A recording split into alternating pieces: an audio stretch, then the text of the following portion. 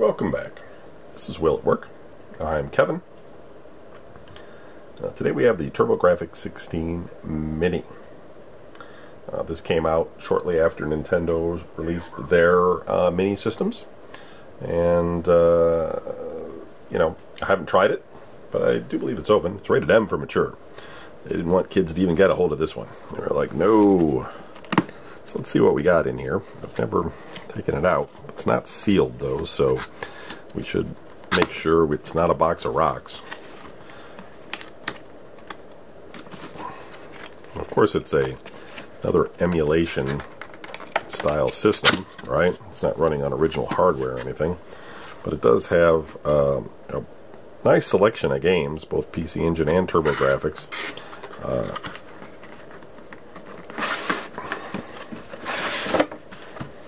And if the emulation's good, you know, it's probably going to be a lot of fun. Okay, so we got the, looks like probably this is a controller. Well, it looks like a standard TurboGrafx controller. Except it's USB, but still that's kind of nice. It looks really, well, they got the turbo buttons there. Got a couple of, feels okay. I mean, you know, for what it's modeling after, it feels right. It's like a micro for power. And now we have looked at on here the original TurboGrafx. We looked at the Turbo Express and the SuperGrafx. And at some point we may still look at a couple other things from NEC before this is all said and done. But there we go. Now it almost looks like the original. Well, I mean, it kind of does.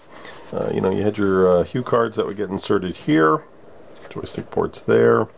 On-off switch is right. And then this was the expansion bay. They do have the HDMI there, so this must come off. Just like the original, they made it snap there. And then this would normally be a pinout for expansion. But that's not there, of course. But we have the HDMI out, which is kind of nice. So, you know, it's branded by Konami.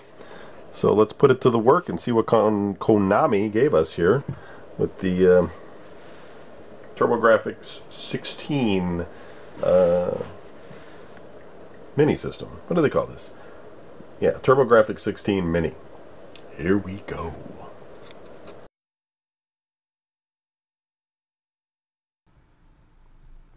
TurboGrafx-16 Mini. So we're checking the language here. Obviously English. And we get the standard carousel of titles. This has a nice little interface here. You know, you can see each one in the plastic case. And, you know, we're looking right now at the PC Engine, or the TurboGrafx-16 titles, I mean. And in the bottom right corner, there's an option there to switch it to the PC Engine and be able to play those games. And what's kind of nice about this little system is that they didn't just use the games that were solely on HuCard. They also include the ones that were on CD. So you know, if that's a CD game that you choose, it will also play it and emulate it. So you have a nice, rather large selection of games here. And you know, so far this has been my favorite of these mini systems, partially I think because I haven't played a lot of TurboGrafx, and they had a lot of great games, you know, but it was certainly a system that I just, you know, I ignored because it was out, you know, when the NES was out in Japan and everything, but I don't know, man, you know, it didn't seem like it got a lot of advertising in the United States, and I think that was part of the problem that they had. Like, if you read about NEC and what happened with, like, their launch in the United States. You know, I've read so many of these things that going off of memory, I think I would get the details inaccurate. But basically, you know, it just didn't go well, and so they attempted to do some different things in order to try and fix that problem, because it should have done better than it did. I mean, if you really think about it, I mean, if you look at this game, I mean, this looks way better than an 8-bit video game, right? And sure, it was more expensive than at least as far as I know, than the NES, but you know, it outperformed it and the Sega Master System by, you know, quite a wide margin. And but I don't think most people even, you know, they didn't pay attention to it. They didn't play it. And you know, you could find stuff about it in magazines and everything like that, but you know, you'd have to buy the magazines and follow all that kind of thing, and magazines cost money. It wasn't like free internet back then, so you know, not everybody read magazines. You know, it was just one of those things. You're gonna spend money on a magazine subscription, or are you gonna buy another video game for your NES? You know, that kind of thing. But some kids did, and some people knew about it. I had a friend, Mark, who I met later on in life when I was about 23 or something, and he had one. He had the disc, the CD, and everything. I'm pretty sure it was just a TurboGrafx with the CD. It may have been a Turbo Duo. I did look up some stuff about Turbo Duo, and basically the difference between...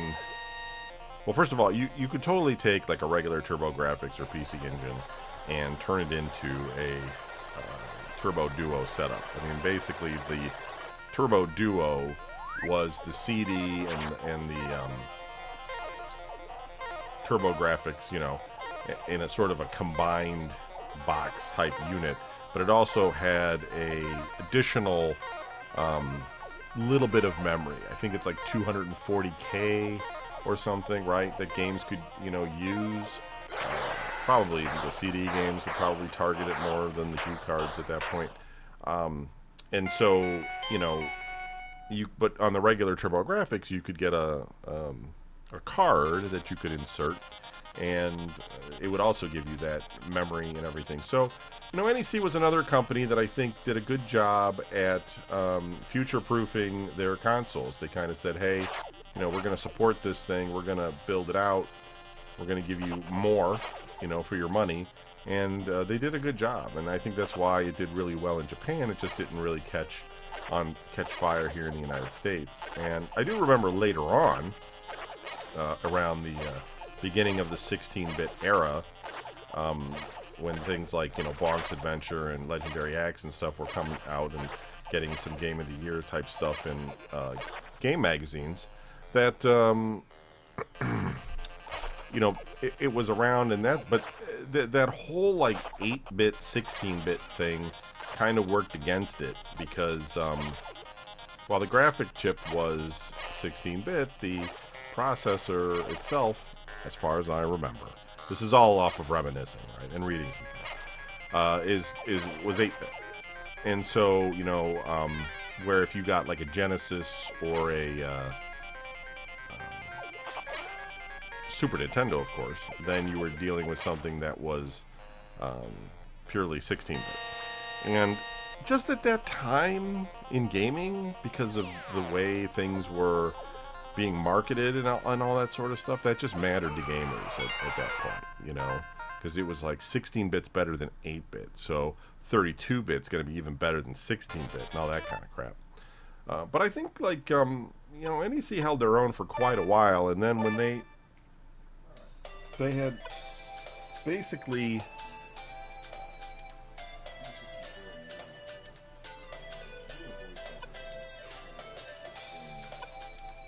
Oh, this is weird. Why is it playing my other audio?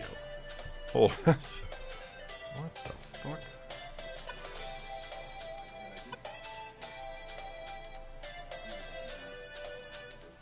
Wow, this is weird.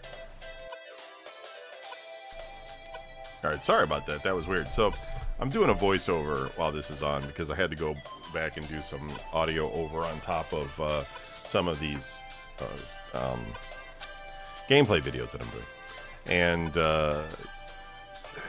even though I started a whole new video, like the track from the Commodore 64 Mini that I did earlier appeared within the in this video and started talking all of a sudden. And oddly, like, you know, 10 minutes into the video, like, rather than at the beginning where I would have caught it. So I was like, what the? All right. So you didn't hear it because I removed it before I started to encode it. But anyway, NEC, back to what we were talking about. NEC, you know, they first tried on their own to release the TurboGrafx, and that was a complete, total failure. And I, you know, it's one of those things where, like, there's nothing particularly wrong with the TurboGrafx. It had all the right stuff in it, I guess, at that time to release a good system. Sometimes, you know, like, you wonder, like, was it really a failure of the system and the market, or was it actually a failure of, like, marketing and the, you know, base company doing, you know, the kind of push that you would need for that to be a success? Because, you know, I think a lot of times some of these systems, they just didn't have the right amount of push behind them to make them a success, and then they blame it on gamers not wanting what that was, you know. And maybe they didn't. Maybe the TurboGrafx didn't have everything that they needed, but I don't know. I think it was more NEC's fault for not putting, you know, their best foot forward. So, you know, they kind of kept going with the Turbo Duo, and they, you know, they had that memory expansion and with the CD and everything, and it had some further traction.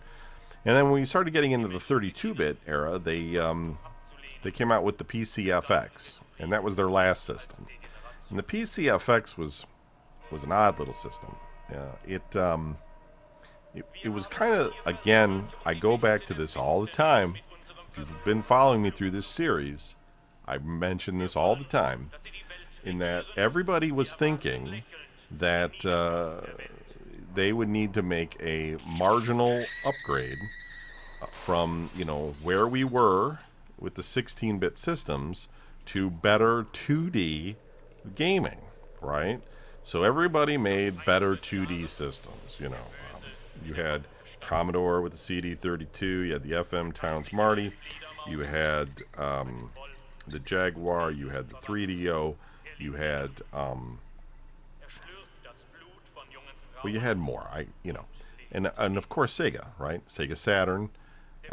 They originally were just going to be, you know, a purely 2D system, which really it is. But they ended up dropping another processor in it because they had found that Sony, with their PlayStation, had this 3D engine in it that, you know, everybody wanted to develop for. This 3D gaming became this thing with PlayStation, and all these other systems, they couldn't keep up. 3DO kind of had a little bit of a 3D processor in it, but it was more of like a kind of like a System 7 perspective type of thing going on there, but it could do a little bit of texture mapping and stuff. 3DO was, you know, pretty much capable of not competing against PlayStation by any means, but better than a lot of the other systems. And then, you know, Jaguar, right, could definitely do 3D, but it was hard to program for, and it was initially in cartridge format, which was kind of on its way out. And, you know, Atari had burned some bridges, and I don't think a lot of developers wanted to work for them necessarily, but they did have some really great games for the Jaguar. But the only system that really competed against the PlayStation was Saturn, right? Sega. And even then, you know, PlayStation had its lunch. So,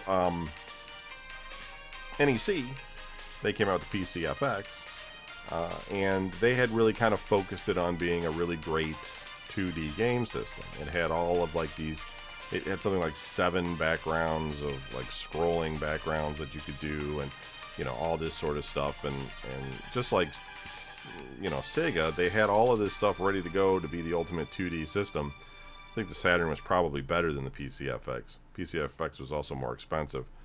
But the one thing that NEC was trying to do with it is that it has all these expansion ports on it, and they were basically going to be like, hey, you know, we can, you know, really sort of build this thing out just like we did with the TurboGrafx, you know, and you stick with us on this ride, and it's going to work out. But again, I don't think the PCFX got a lot of marketing. I don't think it was too expensive, and you know, now it had like systems that were more powerful in it than it was. You know, it wasn't like when the PC Engine went up against the NES, where the PC Engine was more powerful. Like, they were playing, you know, second fiddle. And at that point, NEC just was like, you know what, we're out. We're not doing gaming anymore. You know, that's the end of it for us. And you know, it's what happened to a lot of companies. We had so many video game companies making systems, and back in the day, you didn't know who was going to win. I mean, you had to kind of bet on the company. And while you could look at the technology and say, like, well, this technology was more superior than that technology, it didn't always just come down to things like that. Like, a lot of times, you know, there's companies that have much better technology, and then they just had bad management. And, you know, you have to be able to do all of the things right. You have to get the marketing right, the developers support right. You got to get the games. You have to have fun games for your system. And, you know, you can do all of the, you know, things but miss one or two, and you're going to end up not, you know, your system's going to be it's going to be a loser, you know. And so, yeah, and eventually, of course, I didn't mean to, you know, forget about Nintendo, right, with the N64, but they struggled against PlayStation too. They came out a lot later, but you know, they had a nice, powerful system and everything, but they bet on cartridges in a time when RPGs were really kind of hot, and you know, Final Fantasy VII and all that was a big deal, and having that digital soundtrack and, you know, all the voice work and everything in RPGs and in regular games, really, people really like that, you know. And it's not to say that, listen, I know there's voice work and fairly large games in the N64 library, but there's just a difference. I mean, there was a difference in scope and scale. And really, Nintendo, you know, they sort of learned their lesson, but it took them a long time. They went from that to GameCube, and they're like, hey, now we have disc media. But it was, of course, their own little pocket-sized, you know, disc. Like, they didn't want to just grab onto like a regular DVD or something. They had to make these smaller ones, which, of course, then there were certain games where you had to have two of those discs because they couldn't hold enough space. And they weren't alone, though, of course. And then but then finally with Wii, they were like, all right, fine, you know, DVD. We give up. We put DVDs in this thing and make it work. So, you know, it took them a long time, and Sony, you know, Sony's a funny company because everybody's always trying all these different things to try to, like, you know, be different and do all this stuff, and hey, we can be like a media machine and a video game machine, and, you know, hey, we can do you know, with this add-on and that add-on. But Sony's just kind of like, you know, we're gonna just make a video game machine. Like, that's what we're making video games here, guys. Like, that's what we're gonna do. How do we get the game? What's easiest? Let's talk to the developers. Hey, you know, it'd be easier if we did everything on Blu-ray or DVD. All right, we'll hook you up with that. We'll put that in. You guys need 2 analog controls, not just one? Sure, we'll go ahead and do that. We'll put that in. Like, Sony just does it, you know? They're just like, what do you need to make the games? And then they make that happen. Now, it's not to say they don't overestimate sometimes. Like I said, the PlayStation 3 was like the Swiss Army knife of game systems. It had freaking everything in it, and they didn't need all of it. But, you know, they didn't leave things out, and I think that's key. But anyway, this game's terrible. I do like that they get these big sprites, though. Like, they're just doing like some big sprite game. Yeah, but TurboGrafx, great system, a lot of great games, good time in 2D to, you know, play a whole bunch of different things, you know, with bright, colorful graphics, where a lot of developers were cutting their teeth on this, and you know, it's It's a good piece of history. This mini system is a good system to own. Now, of course, you can get Chinese knockoff, get a bunch of free games off the internet, and get it, with your Raspberry Pi or whatever you're going to do. I totally understand, but this is a legit system. Konami put this one out, and they licensed everything, appropriately. So if you're gonna do it, if you're gonna, stay legal, this is probably the way to do it. I don't know if this takes. I don't know if there's any way to expand on it or anything. I do know that the C64 Mini that we looked at earlier does allow you to upgrade the firmware via the USB port, and then you can actually play games off of the USB stick. Now, I had read there's a website that sort of mocks the C64 Mini in the fact that it's basically a 3D printed case with a Raspberry Pi Zero inside, and running some sort of software stack that makes it seem like you could have put this thing together yourself for about $20 or something. And that kind of thing with any of these emulators, a lot of that is true. Like, if you want to play any of these kind of old games, you can certainly go and get some sort of Raspberry type-esque device or a Chinese knockoff type of thing, and load up an SD card full of games and play them. But there is a lot of hassle involved in that in a lot of cases. They've made those things better and better, but you're still coming into a game cold. You usually have to configure your joystick settings, and there may be some in my experience, there may be some that just don't fire off correctly because you have to do one thing or the other to make it work right. And so there's all this finagling you do, and for some people, hey, it's worth it. You got time, you want to spend finagling it until you get it to work, and then you didn't spend any money on it. You got basically more time than money. But if you have more money than time, then these sort of pre-built systems are probably a good value. That's how I look at it anyway.